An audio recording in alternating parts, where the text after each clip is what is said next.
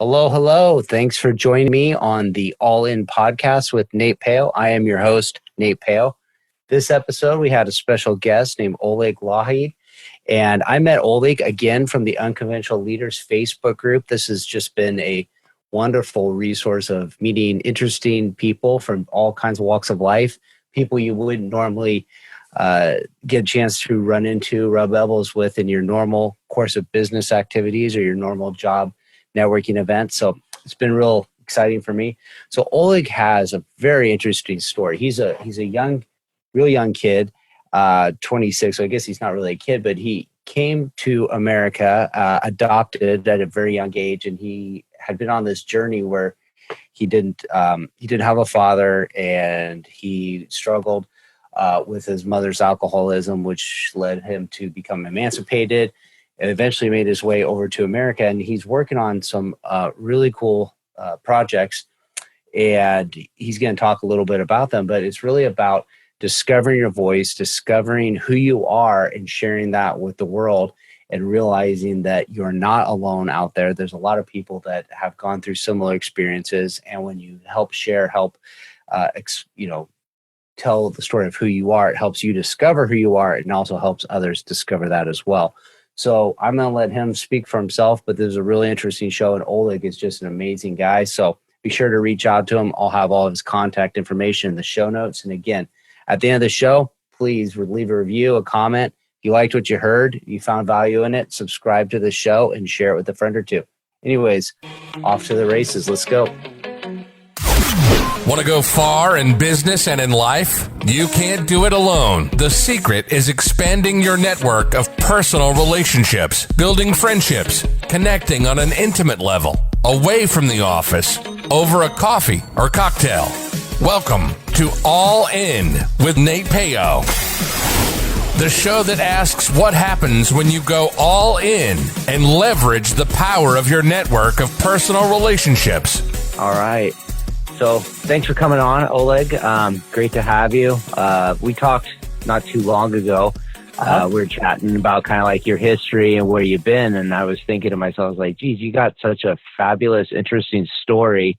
I got to end it right now because I'm like, this is so exciting, but it's organic the way that you were telling the story and the conversation we were having, how we were connecting. I was like, if we did do a podcast, I'd hate to like rehash everything we talked about in this sense, and like it not be that same organic discovery. So we were kind of chatting, about connecting, making relationships, and how that worked out. So maybe you could start off with just kind of giving me like your life story and what brought you to Heather Parody's Facebook group, Unconventional Leaders, and how we originally connected. Absolutely. Well, I appreciate you creating this space and inviting me to be part of it.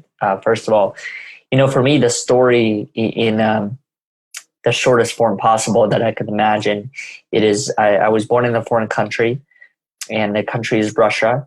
And the town that I was born in is called Chubarkul, which is in the direction of Kazakhstan, for those that have a sense of direction as far as where the cities are located. And for my first couple of years of my life, from birth, I had a relatively normal upbringing. And that is, I was under one roof with my mom and my sister. The story behind my dad is that he was absent from birth. And at about 3 to 4, maybe 5 years old, everything had changed.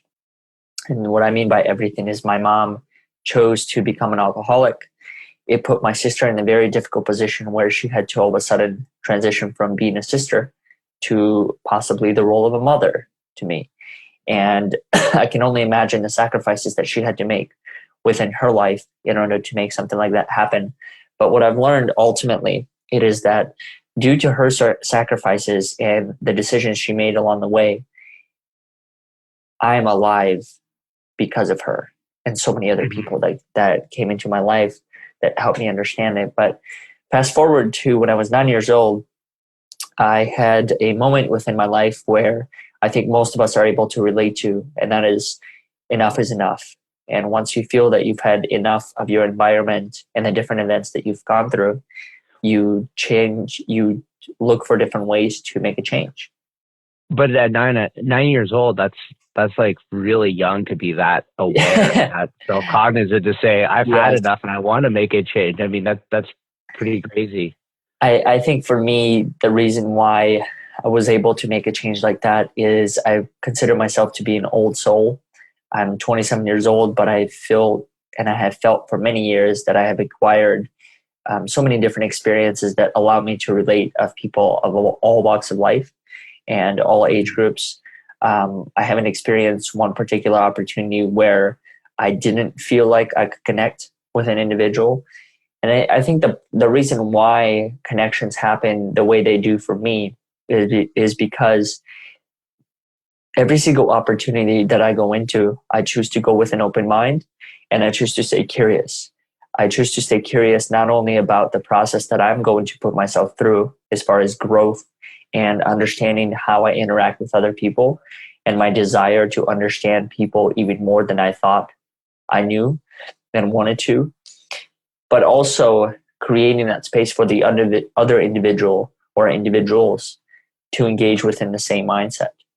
So when I talk about that time and making that decision as a 9-year-old kid, I think that even though I was within a 9-year-old body, that my mind and my spirit were significantly older.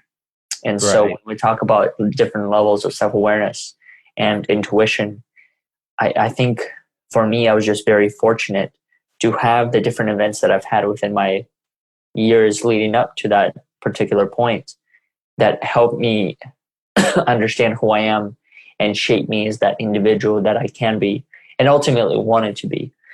So fast forward to when I was 12, from 9, when I made the decision was to give up my parents' rights and go and live in a Russian orphanage.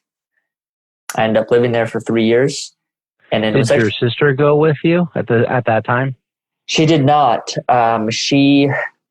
The place that she did go with me was the beginning, and that was to City Hall, where we actually gave up her rights and my mom's rights, and I became the ward of the state. And then beyond that, she was able to come to the orphanage and visit me on a couple occasions. But the biggest challenge for me as I reflect back upon my journey right now is every single time she came to visit and she had asked me how I was, how are things there, I lied. I didn't tell her the truth. I didn't tell her the fact that I was experiencing abuse, that I was seeing other kids abused every day, every week, for some of the things, as I look back at them now and try to rationalize, I don't think they deserved abused. I mean, some kids were abused strictly for the fact that they received failing grades in school. So how would punishment, in my opinion, change any of that? What if the kid just had a different interest? What if he was an artist instead of a mathematician, and yet he was forced to become one and not the other? So when my sister came to visit during those years there, I lied almost every single time about how things were. I was very protective of my environment. And I also understood that the visitation room was directly across from where the director used to live. Or not live, but that was her office. And so I never knew when she was there. So I had to be very cautious about what I said, because if I were to say something out of place, or if I actually told her the truth, that after she would leave, I would get punished. Right. And that's the last thing I wanted to do.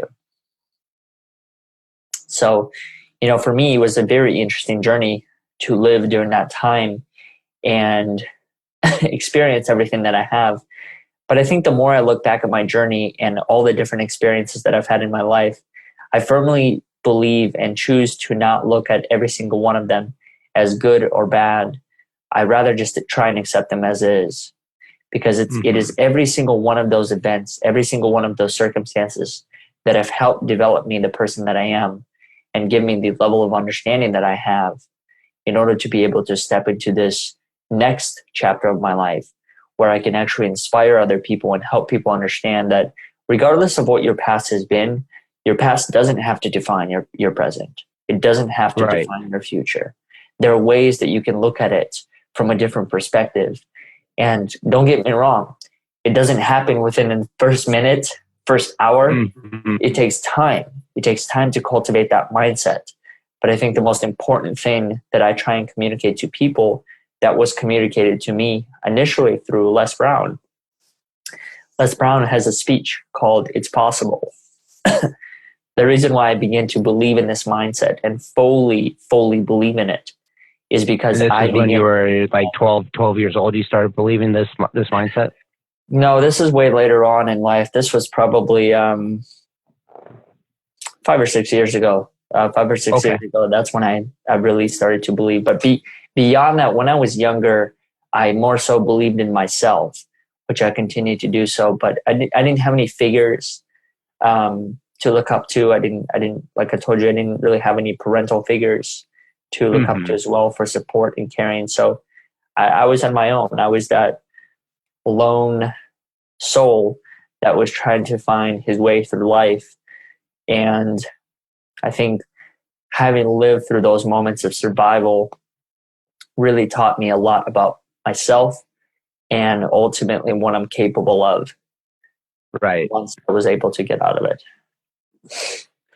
Yeah, I want to add to that, but those events and that we go through and we shape, and everybody has their own journey and own experiences, but it shapes us. So when we have the good things, we have the bad things, we learn from those experiences. And when you start becoming self-aware, like, hey, this made me who I am, I think you'll probably be touched on this is when you're going through them, a lot of times you think, hey, I'm the only one experiencing this. Yeah. I just need to bottle it down. I don't need to, dwell on it because nobody else has to deal with it. But then you start sharing and be a little bit vulnerable of those experiences, and you find out, hey, maybe you're not the only one. And when you realize you're not the only one, then you realize there's other people out there that feel that they're the only one, and you're able to maybe reach out to those people, bring them in and help them kind of, and I'm setting you up here a little bit for it to discover who they are. Yeah. For me, I think what's interesting as far as what you just said is that what I've learned is actually as I age, I think there was a tendency for me to do exactly as you said.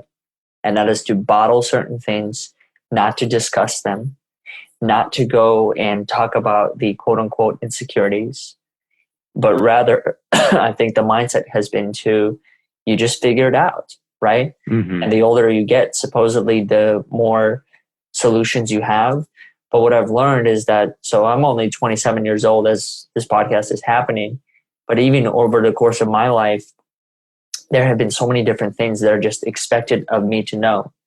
But I just started to question myself, how am I supposed to know that if I've never had the opportunity to learn, to engage, to fully process, right? Mm-hmm. I just had a conversation earlier today with 3 or 4 different people who have faced a series of challenges of their own. And a lot of the challenges, for example, it had to do with financial stress or financial instability, losing certain homes, properties, possessions, and stuff like that. And it just made me realize that why don't we talk about those experiences? Why do we choose to put experiences like that into a quote unquote bad or a less than category where it doesn't get brought up in discussions? Why don't we talk about our family dynamics where we may not fully agree with some of the perspectives? It could be our closest people, our parents. I always acknowledge my parents and I'm completely, extremely grateful and just supportive of the decisions that they've made. And the reason why is because they continue to create that space for me. They gave me an opportunity to be curious. They gave me an opportunity to make my own mistakes and to give me a chance to redefine my own world and how I choose to view different things and who I choose to bring into that. But I think very oftentimes, as you had mentioned, we put things into a good and bad and we only focus on the good. Mm-hmm. But or we bring out the bad experiences when they're past. And yes. And I'm speaking a little bit from experience. So when you talk about financial difficulties, like I guess maybe like 10, 11 years ago, I was in a position where I struggled financially. I had a business that made zero money, and I wasn't able to pay my bills. I wasn't able to pay my mortgage. I ended up having a house that was foreclosed on. And at the time, I didn't talk about it. I didn't tell anybody about it. My wife at the time, she was my girlfriend. I said, "Hey, I need to tell you that I'm in this predicament." And I was a little bit nervous to see how she would take it, how she'd react to it. And she was, supportive, like, "Hey, we'll get this fixed. We'll work through problems to change the situation." And it took years to do it. But I didn't tell anybody else about it. I didn't really share that knowledge with anybody. And until it had been passed. And then it's okay, I've been through a rough time too. Let me tell you about how I went through a rough time and I'm through it. But that whole period when you're going through it, you just you're embarrassed to talk about it. And at the time, a lot of people were in the same boat. You just kind of hide it and pretend hey, it didn't really happen. But then once it's happened, you're past it. Okay, now I want to talk about it. But there could have been a time where I could have talked about it sooner, maybe been helped earlier in the process, or discussed what I was going through with somebody else, maybe had picked up on it, and then maybe they would learn something from it and correct their actions or get out of their situation a little sooner if they knew, hey, I'm not the only one. Exactly. I'll tell you a story in regard to that. So a couple of years ago, I was going through one of those times, not exactly the same time as far as, losing a house and stuff like that. But I was just starting this business, and part of starting business, as I'm sure you can relate, is that there's no blueprint to any of it. No, so you don't really know the resources it's going to take, the money it's going to take. And the only way to do it is just to get into it and start learning. So I was starting this business, and at first it wasn't making any money, but I just knew that if I put all of my time and energy towards it, that eventually it's going to start manifesting into something that I envision, because that's what I believe in. So there's a story one day that I was driving through town here in Austin, Texas, and I had 5 miles left in my gas tank. When you see that, you look at the number and every time it goes down and down. And so at first it stuck at 4, and then all of a sudden it went to 3 to 2. I had $43. I had $43 in my bank account. And I thought to myself, if I drive to the bank was 0.4 miles away from where I was, and I was at the light. I said, if I drive to the bank, I'm going to have to turn around to get to this same exact corner where the gas station was. And I might run out of gas. And there's no way, there's no shoulder, there's no way to pull over, right? So I just pulled into the gas station, parked my car, and literally jogged to the bank. But here's the thing that was interesting for me to think about. As I was jogging to the bank, I didn't take the route that was closest to the road. I ended up cutting through the parking lots. And the reason why is because I didn't want to be seen in that light. I didn't want someone to look at me and say, why is he jogging? And then after that, if they were to ask me even more questions, say, okay, you're struggling financially. Wow. And then the judgment and the fear of rejection in being part of their group would set in. I went to the bank. I withdrew the $43 or whatever the amount was. And then I ran back.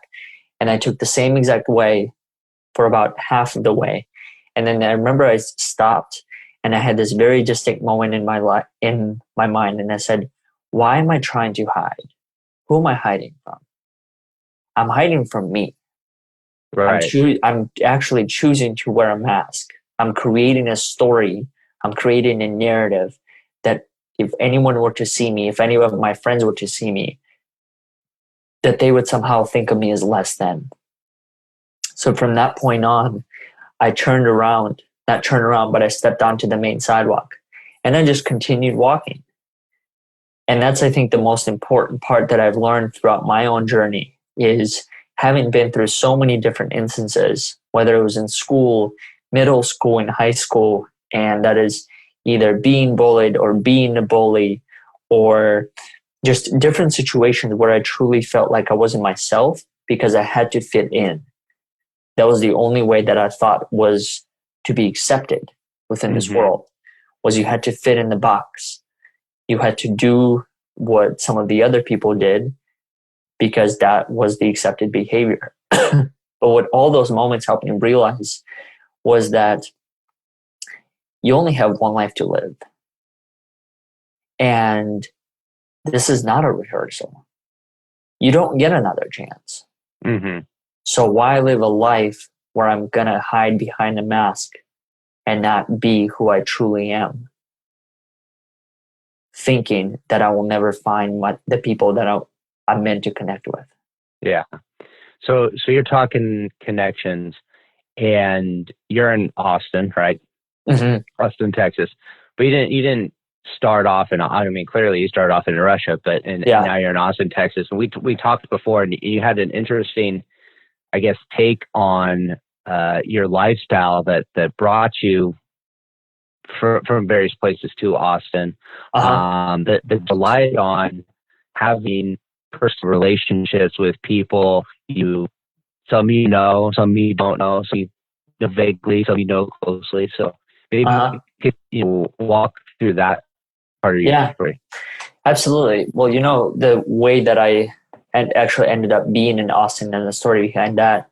So when I was adopted, I ended up being adopted into Ann Arbor, Michigan, where I ended up living for 12 years, 11 and 12 years. And after graduating from college and just kind of being in that particular city and then actually coming back there and kind of revisiting certain parts, I knew something within me had to change. I wanted to experience something different. I wanted to be part of a group that was there to support me and encourage me as far as when it came to pursuing my own dreams and aspirations. And that's where I started to do a lot of research into different cities that had good entrepreneurial ecosystem, high quality of life, and an environment and a weather that is slightly different than the one that I was used to living in those states. So I remember the next thing I did was I put together this list, and at the time I was in a relationship, and her and I started to look at the different cities and how much we can afford and stuff like that. And then about a week prior to actually moving here, I came across an article that said Austin, Texas just bypassed Silicon Valley for X, Y, and Z.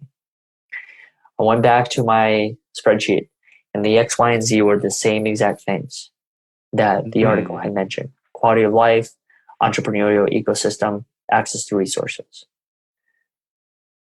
I remember I picked up the phone and I said, "Hey, Mom, I'm moving to Austin, Texas." And they did exactly that.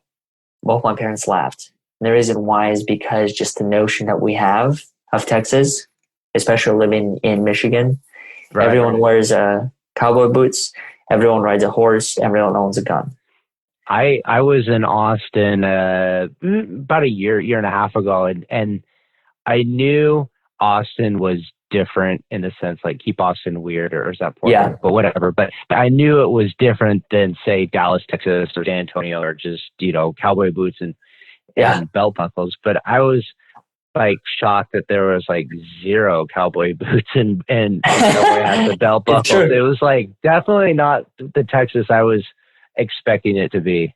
Yeah, it's a city that, just like any other city, it's a melting pot of different personas and cultures and stuff like that. But for me, what ended up happening was, I'll still remember this day as if it happened yesterday.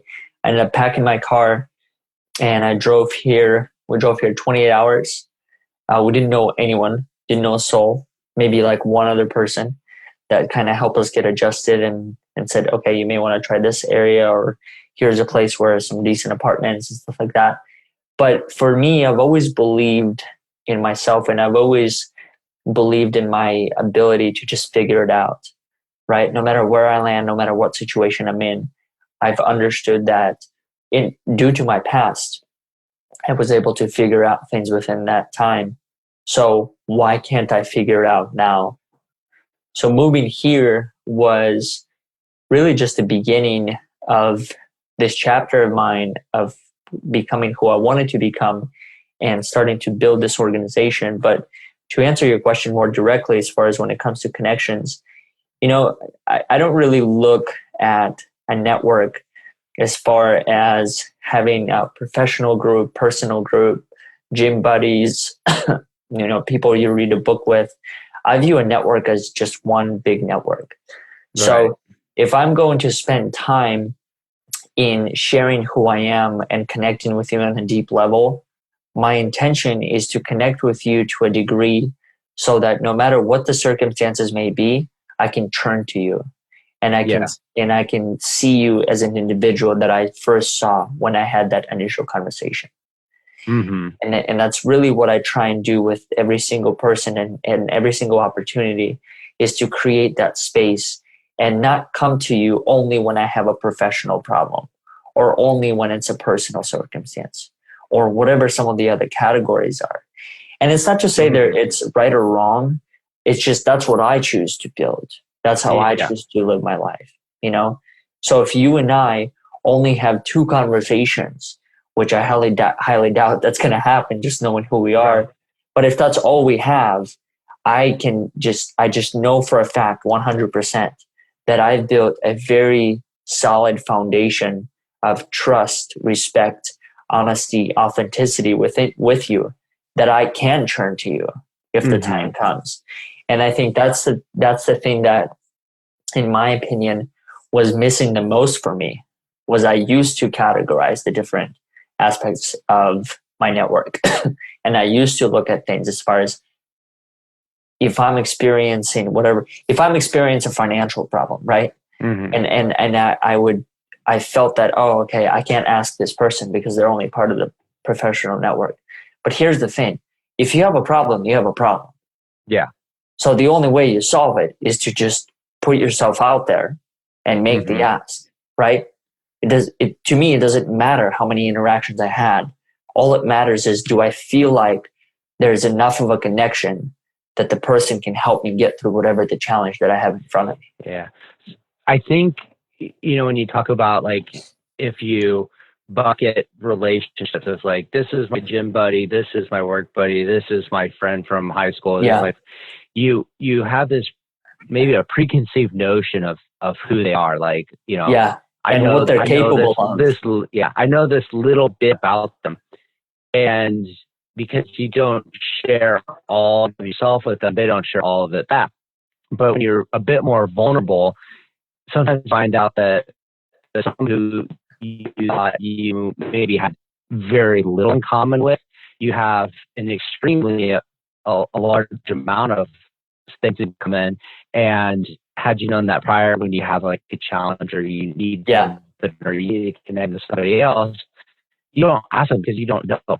But then you find out later, like, oh my God, like we had this, shared experience, shared similarities, and they totally could have been there for you if you had asked. You never choose to. So and it's not always easy to be vulnerable with everybody, and a lot of times feel like, I don't want to hear like your whole story and all this, that I kind of want to keep you kind of at arm's length. But I think for me, when I've shared vulnerable sides of me, people have came to me and said, hey, I feel the same way.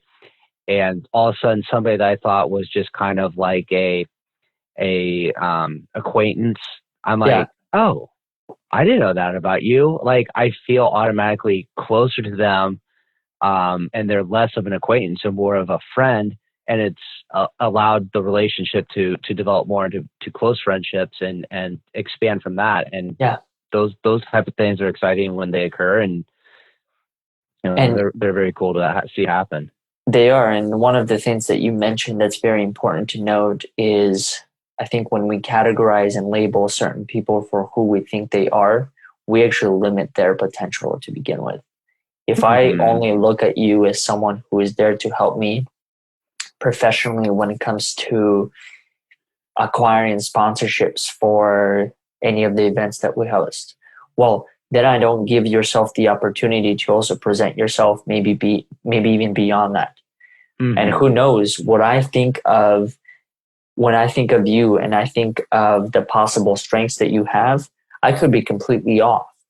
Those might be just areas of interest that you've expressed through your network and to other people, but you might actually feel genuinely more passionate when it comes to X, Y, and Z, and might be able to help me even more from that point of view. So I think just not boxing or choosing to box people in or label them regardless of their experience and the things that have happened in their lives, and also just embracing people for who they are, where they are, and giving them the benefit of the doubt, which I choose to do regardless of what the story and the circumstance may be. That's what allows me to create these connections and relationships. Because then I can just look at you and say, you're just like a human being. You're just like me. You traveled a different path, but I'm still willing to acknowledge you and respect you because you are a human being that's trying to figure it out just like I am. Yeah. I think when you start looking at it, anybody you meet with this human connection, like how can I be a good human being to somebody else, and how can I make their lives better, and not thinking about what's in it for me when you have this mindset.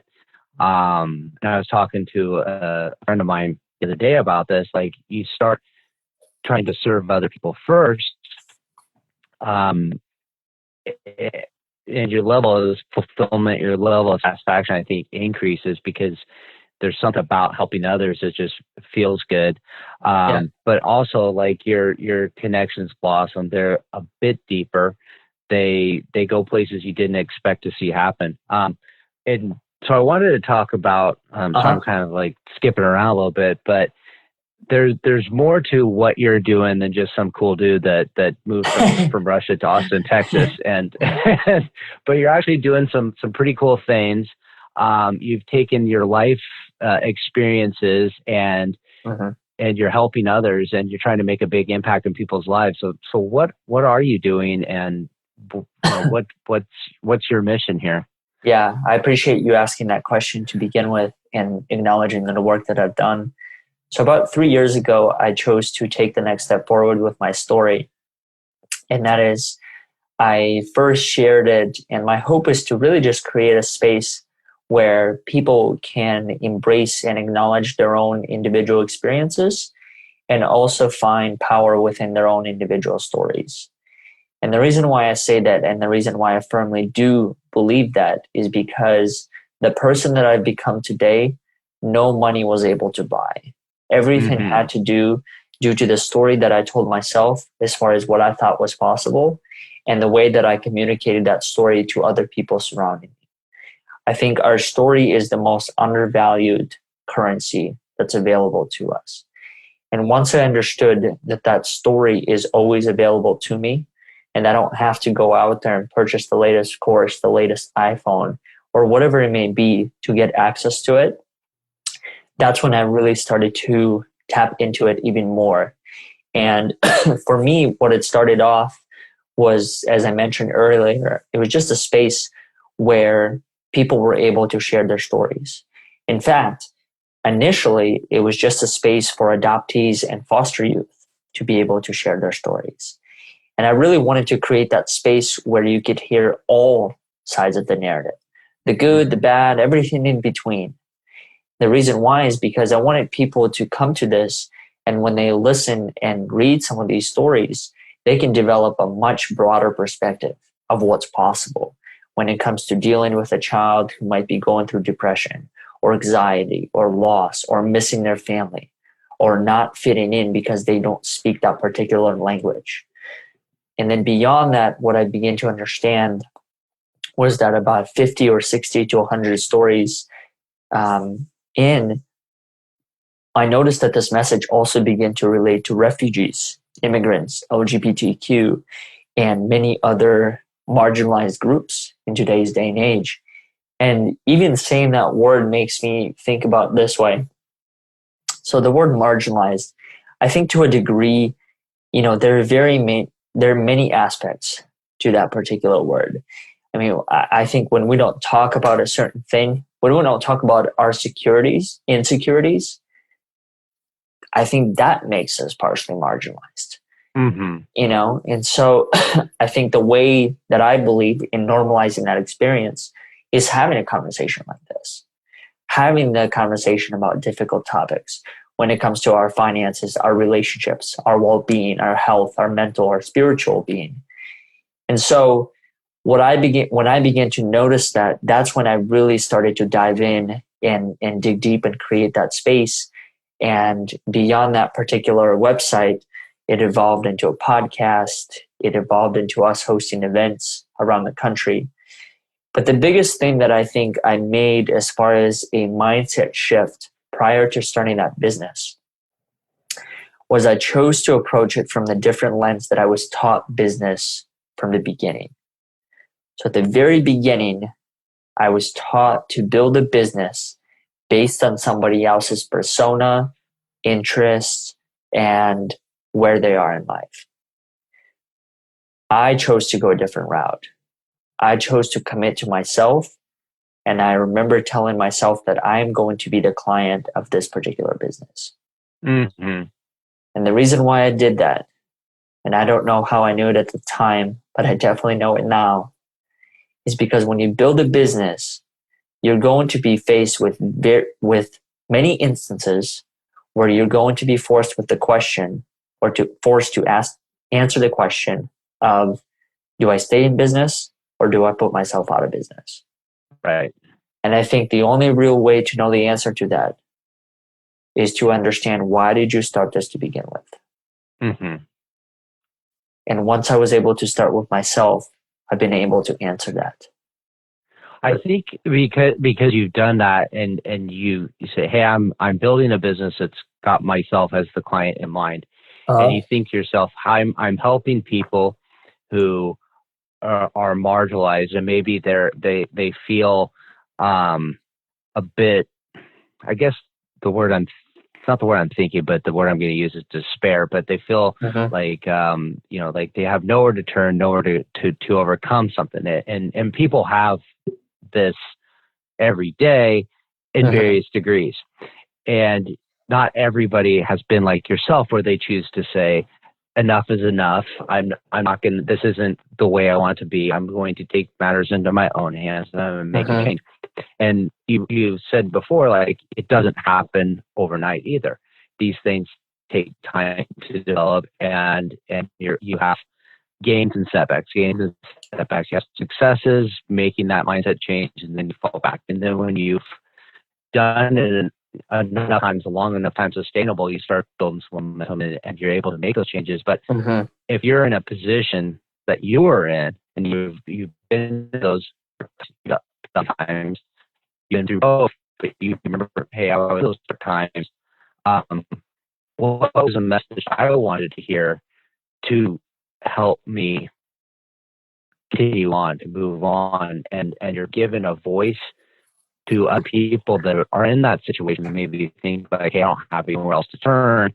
I don't have that inner drive in me that's saying enough is enough. I'm going to make a change. And you're providing your voice, but you're getting other people, 100 and some stories that, they're all different, but they resonate similarly. Enough is enough. I'm going to take what matters into my own hands. I'm going to choose not to feel this way.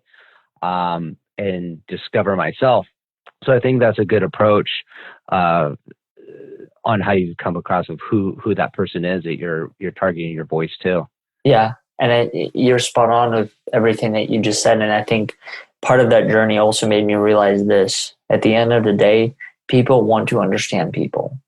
Yes, people want to be heard. People want to be valued, and people want to feel like they're making a contribution to this world. And even having these conversations like the one that we're having now, it made me realize that there's so many different shapes and sizes to what we mean by each one of those elements. Being valued, being a contribution. Silence can be a contribution to a conversation. But sometimes we forget about that. And so when there's dead air or no one's saying anything, we think that we have to fill in that time and space because something needs to be said. But yet we don't acknowledge that as a point of reflection. So having the different conversations helped me realize all of those things. And that's where I think my genuine passion and interest about humanity just elevated even more and helped me realize that you don't have to be a celebrity to add value to this world. No. You don't have to be someone who has made $1 million to make yourself feel like you're valuable.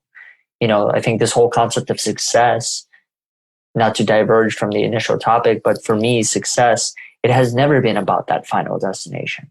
Mm-hmm. It's a journey. Every single day, I choose to tell myself that I'm successful, regardless wherever I am in life. And the reason why is because I choose to be grateful for every single one of those moments. Mm-hmm. And I think the society wants to tell us otherwise, that success is only when you have X number of dollars in your bank account. Well, I'll tell you this, when my bank account was in a negative balance, I was happy. I still had a smile on my face because I chose to look at that instance and I said, okay, so what? I'm going to do my best. And if I change the situation today, great. If it takes me a week, great. Yeah. But I'm not going to let those things define who I am as a being. And I would agree with that 100% because when I was in that position 10 plus years ago and I was losing my house, I had no income. I wasn't miserable. I was stressed out, but I was happy. I experienced joy. I experienced both things. And in my position now, I have a steady paycheck. I don't have to worry about, that the house is going to be foreclosed on or anything like that. And when I compare, like, are you happier then or happier now? And the answer is, I'm not necessarily any more or less unhappy. Like I experienced joy back then. I experienced joy now. I experienced stresses and I experience the stresses now. Like they're just different things and they're all relative. But I think what you learn is once you realize that is like, the things you achieve in life, I think the relationships that you make, the impact you have on other lives are more important than, like you said, the things you have that you can buy or whatever, and how success is measured. There's ups and downs, but yeah, I think, when you think about it, like, hey, it's hard to pay your bills. Like, yeah, that's stressful, but you're still going to go and have a good time. You're still going to laugh with friends and stuff like that. So, and if you're doing the best that you can, well, what else can you do? Right. Exactly. Do you think happiness is a choice? I think this is what I think. I think when people say I want to be happy, and you look at it as a destination, okay, you're happy when you have ups and downs. So when you're down, you say I want to be happy, I want to experience joy. You're going to a place. But if you are at the happiest you've ever been in your entire life, and you lived at that level of happiness for a continued amount of time, say for like a year, then that becomes your baseline of what your happiness is. So that becomes normalized. And now to feel happy, to have that feeling of joy, you have to go above it, or you have to dip down below to come back up. So I think when you say I'm just looking for a place to be happy, you're not going to ever get to this 100% contentment. You're going to have moments of joy. You're going to have moments of sorrow. But when you just look at life and say life is to be experienced, the good, the bad, and maybe a little bit of faith that like everything that you've been through to date has defined who you are, and they shape you. And like for me, I have a wife, I have a son, and anytime I go back into my life and say, hey, I wish X didn't happen or Z didn't happen. Well, because I did, or I went through that circumstance, it led me to another progression in my journey that ended up being into a place where I met my wife, which allowed me to, have my son. And you say, if I went a different direction, I wouldn't have ended up where I am now and had these things I wanted to. So I kind of forgot where your exact question was, but I think you just have to roll the punches and know like, hey, this is life. In shape I am. I'm gonna, hopefully come out on the other side of it. Like you said, it's not a dress rehearsal. You got one shot at it. So, ride with it, roll with it, and know, hey, tough times, good times, you're gonna have a bit of both. And when you focus on the bad times, it's gonna feel like you have a lot more of those than if you focus on the good times. And I also agree, like, everybody's got a different station in life, and some people have more things to overcome than others. But I think that general mindset is kind of like, hey, it is what it is. Let's roll with it. Yeah. So. That's awesome. Anyway, well, no, thank you. Well, I appreciate you coming on the show. I got a couple last question for you. Is where can people find what you have going on, and where do you see yourself taking this concept of helping people find out who they are in the next few years? The first question is, where do people find us? The best way is probably through any of these social media platforms, and that's simply by searching Overcoming Odds, or you can do it through our website, and that is overcomingodds.today. The hidden meaning behind the name of the URL to begin with is you get to start that process today. Mm-hmm. I think the concept, I know for the longest time I struggled with that. Whenever I wanted to start a new habit, I used to always tell myself I'll start tomorrow. Or I wanted to go to the gym and improve my health, I used to say I'll start tomorrow. Well, later on I noticed that the tomorrow literally became tomorrow, and then the week after, the month after, the year after, and then tomorrow never came. Mm-hmm. And I think the most important part is just start with wherever you are with what you know and do the best that you can. The question about where we're trying to take this, for me, there have been a lot of people that I truly have been inspired by. Nelson Mandela, Gandhi, a lot of leaders that really chose to put themselves forward as far as their own story and having the courage to step beyond even what they thought was possible and do so. I'm not saying I'm any of those individuals. The reason why I chose to reference names like that is primarily because I think of the courage that they chose in stepping up for themselves and other people. So for me, I think the way that I would answer that question is, I don't choose to look at it from the point of view as far as numbers go, because I really have no control over that. I have no control over however many people I end up impacting, or we end up impacting throughout our lives. Mm-hmm. But the mindset that I carry on with me, the mindset that one of my friends ended up passing on to me, and that is... Are you there? Yeah. I lost you for a second. Okay, sorry. The mindset that I was talking about is the one of my friends that passed it on to me, and that is one person at a time, one day at a time. That's the only thing I can focus on. So going into every opportunity in spaces like this, that's the only thing that allows us to, I think, stay curious and learn from each other.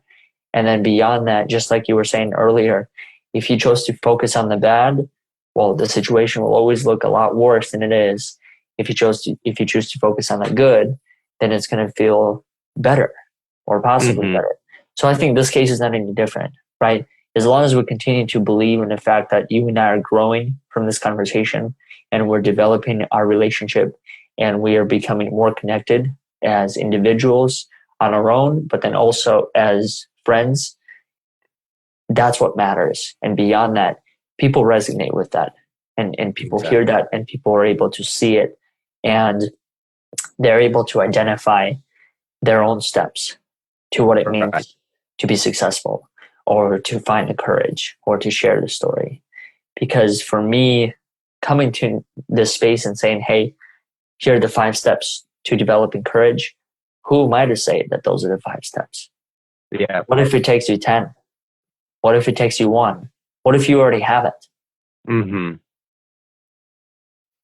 Yeah, it's good stuff. Well, I'm really excited to see how you grow, and I think you're doing some amazing things. You're impacting a lot of people's lives. A lot of them you might not even hear the stories that you've done. That's the one thing I think sometimes people forget is a lot of times people are quiet about their recognition, and they don't reach out and say, hey, like you impacted me, but you hear something yourself and you said, this person really made a difference in my life, but you've never shared that with them. So I know that there's probably people out there that feel the same about you. Yeah.